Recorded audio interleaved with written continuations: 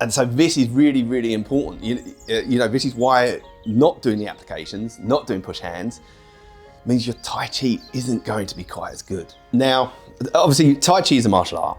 It was designed as a martial art, but because of the health benefits and because people stopped fighting quite as much, the health side of it has been practiced more. Now, when I asked Master Lu whether he used the Tao Lu, the forms in Tai Chi or Kung Fu as a meditation, he said, no, it's all fighting. And so, you know, traditionally it wasn't used for that, and it was quite brutal. Now we can use it as a meditation. And I like to use my Tao Lu, my forms, as meditations, and particularly my solo practice. It allows me to look deeper into it. It allows me to understand myself that much better. So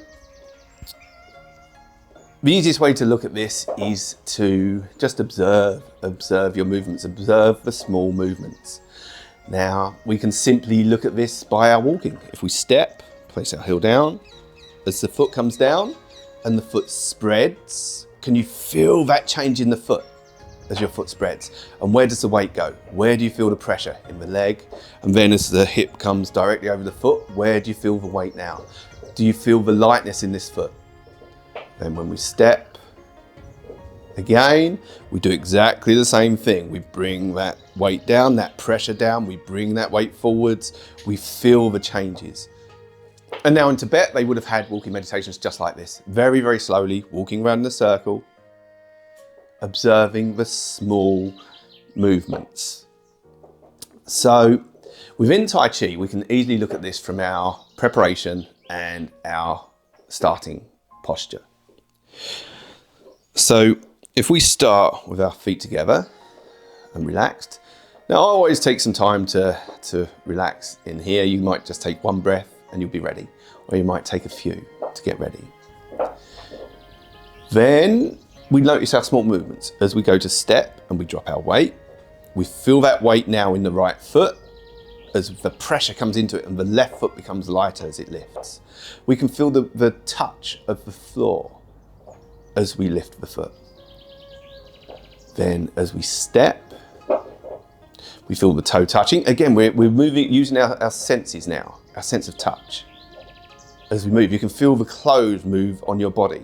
And as the pressure comes down and we sink, and again, if we're trying now to sink our weight, oh, you, come here. We're trying now to sink our weight. We can feel and then release the hips, release the pressure. We take note of that as well. Okay, so it's the little thing, the tiny things that we're looking at. The deeper we go, the more meditative it becomes, doesn't it? Huh? So,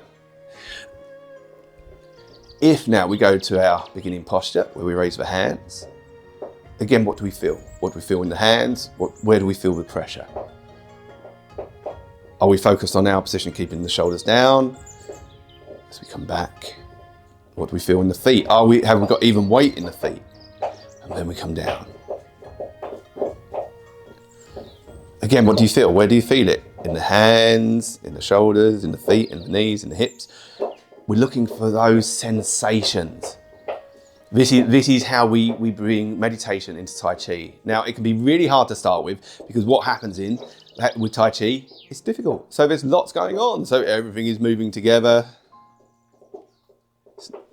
You know, when you first start, you're thinking about, right, where are my hands? Where are my feet? What am I doing? You can't meditate quite as well. So what you need to do is practice. So the more you practice, the more brain power you free up to look at other things. And again, this goes back to our sensitivity drills and this kind of thing, is that, you know, if you do your push hands, you practice your sensitivity drills.